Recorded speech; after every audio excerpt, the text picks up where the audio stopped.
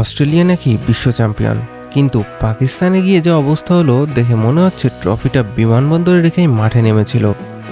Series জিততে গিয়েছিল আজিরা, কিন্তু শাহিন আফ্রিদি এমন বোলিং করলেন যে অস্ট্রেলিয়ার ব্যাটাররা রান করার বদলে ড্রেসিং রুমে ফেরার প্রতিযোগিতা শুরু করে দিল।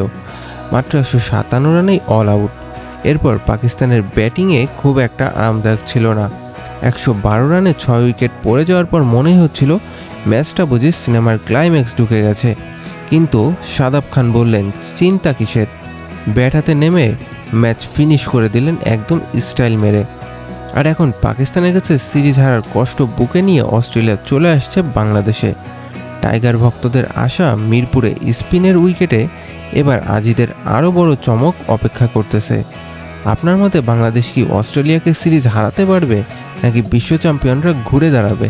কমেন্টে আপনার মতামত জানান।